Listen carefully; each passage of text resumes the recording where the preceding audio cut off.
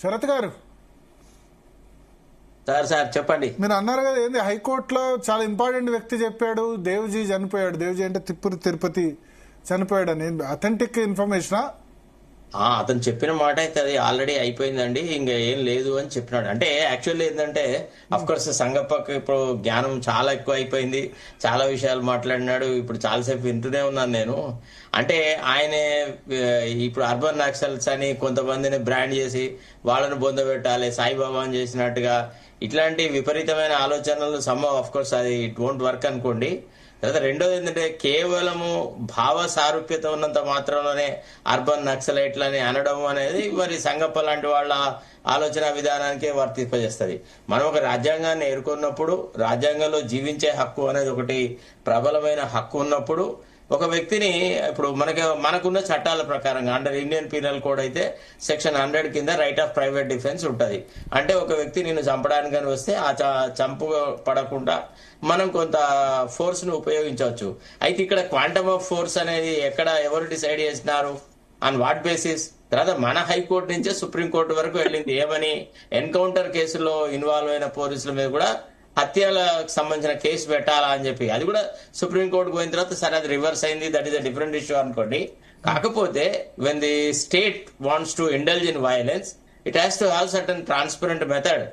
అంతేగాని అర్బన్ నక్సల్స్ అని అంటాం, ఇదంటాం అదంటాం అంటే బ్రూట్ మెజారిటీ ఉన్నప్పుడు అధికారంలో ఉన్న వాళ్ళు రకరకాలుగా చేస్తారు కావచ్చు, అది పెద్ద ఇష్యూయే కాదు. తర్వాత ఇంకోటి ఏంటంటే ఎవరైతే ఇట్లాంటి సానుభూతి పరులు ఉంటారో వాళ్ళు కూడా ఏం అగాయిటప్ప వాళ్ళు కాదండి. మీరు అన్నట్టుగా అర్బన్ నక్సలైట్ అది ఇదని మీరు అన్నా వాళ్ళ వెనుక కూడా ఎంతో కొంత సాక్రిఫైస్ అనేది ఉంటది, ఎంతో కొంత సర్వీస్ బెంట్ ఆఫ్ మైండ్ ఉంటది, ఎంతో ఉంటది. ఇప్పుడు అంటే ఒకటేంటంటే లొంగిపోయిన వాళ్ళని అవహేళన చేయడం కరెక్టా?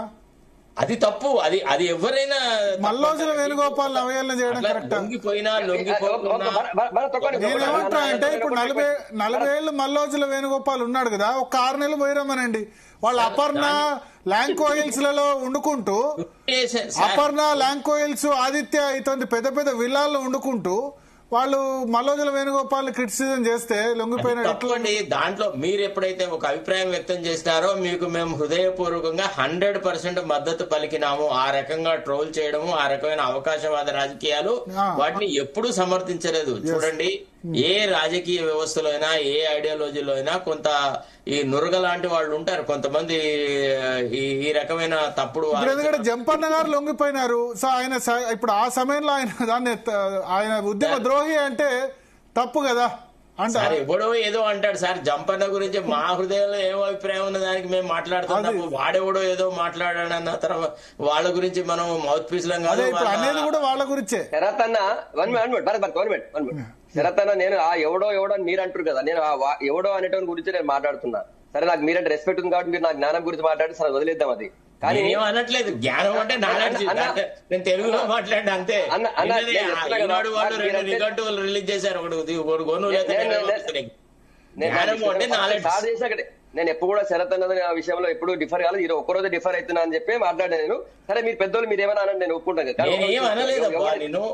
ఓకే అన్న ఒక విషయం చెప్తున్నాను అన్న. ఎవడైతే ఇప్పుడు మల్లోజు వేణుగోపాల్ గారిని ద్రోహి అని చెప్పి సోషల్ మీడియాలో ట్రోల్ చేసిన వాళ్ళు చిన్నోళ్ళు కూడా కాదన్నా, చాలా పెద్ద ఏదైతే ఇన్ని రోజుల నుంచి మేము ఐడియాలజికల్ గా ఉన్నటువంటి జర్నలిస్టులు అనేటోళ్ళు, లేకపోతే మేము ఐడియాలజికల్ గా ఉన్న పౌర హక్కుల సంఘం కోసం ఎన్నోసార్లు వీళ్ళ కోసం పౌర హక్కుల సంఘం నుంచి మాట్లాడమనేటోళ్ళు చేసిరన్న ట్రోల్ చేసిరు.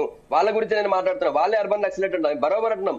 భారతీయ జనతా పార్టీ మేము చెప్పినా కూడా మాకు దేశమే ఫస్ట్, అందులో మేము వెనుక పోయేది లేదు. సరెండర్ అయ్యడానికి అవకాశం ఇచ్చిరు. నేనేమంటే కావాలని ఇప్పుడు సరెండర్ అయ్యేటోళ్ళని కూడా ఒక భయపెట్టి, లేకపోతే ఒక మళ్ళా బయటకు వస్తే వాళ్ళకి ఏముంటది అన్న. ఇప్పుడు అన్ని రోజులు అడవిలో ఉండి సమాజం కోసం ఏదో చేస్తామనుకున్నా లోపలికి వస్తే మళ్ళీ అదే సమాజం, ఏ సమాజం కోసం అయితే మా జీవితం త్యాగం చేసినా అదే సమాజం మమ్మల్ని చిత్కారాలు చేస్తే మనం పోయి ఏం లాభం అని చెప్పి వాళ్ళు రాకుండా అక్కడ ఆగిపోయే ప్రమాదం ఉంది.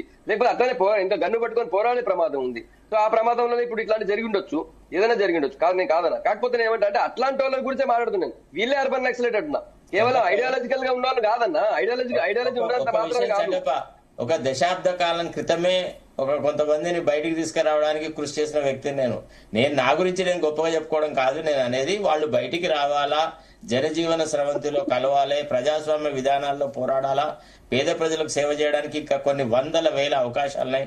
డాక్టర్లు, ఇంజనీర్లు, అంటే గొప్ప మేధావి వర్గం వాళ్ళు కూడా ఆనాడు యూజీలోకి వెళ్ళినారు, అండర్ గ్రౌండ్కి వెళ్ళినారు.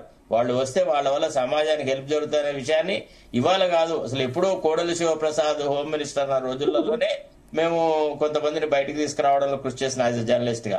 నేను అనేది అట్లా కాదు, మన ఒక్కడి అభిప్రాయమే ప్రివేల్ అవ్వట్లేదు కదా. This is democracy, people will have different ideas. మన అభిప్రాయంతో ఏకీభవించని వ్యక్తిని కండెమ్ చేయడం అనేది ఇట్ ఈస్ నాట్ కరెక్ట్ అనేది నా అభిప్రాయం. Anyway it's up to you, I leave it your.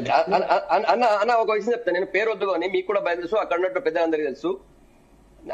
ఎవరు మేము మిలిటెంట్ గా ఉన్నామనో లేకపోతే వాళ్ళతో సంబంధం చర్చలో ఉన్నామని చెప్పి పోలీసులకు ఇన్ఫర్మేషన్ ఇస్తే ఒక పెద్ద నాయకురాలు, ఒక పెద్ద నాయకుడు ఎన్కౌంటర్ అయిపోయింది. వాళ్ళందరూ వచ్చి టీవీలలో పెద్దగా గొప్పగా నక్సలైట్ల తరఫున వాళ్ళ నక్సల్స్ సింపథైజర్ గా మాట్లాడుతున్నారు. వాళ్ళ పేర్లు నేను చెప్పాల్సిన అవసరం లేదు, మీకు తెలుసు.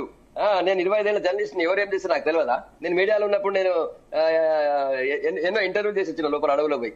కానీ నేనేమంటా అంటే ఈ రోజు వచ్చి వీళ్ళు ఏసీ రూమ్ లో కూర్చొని మెత్తటి సోఫాలో కూర్చొని మాట్లాడటం, వాళ్ళని అడవిలో పడుకుంటారు.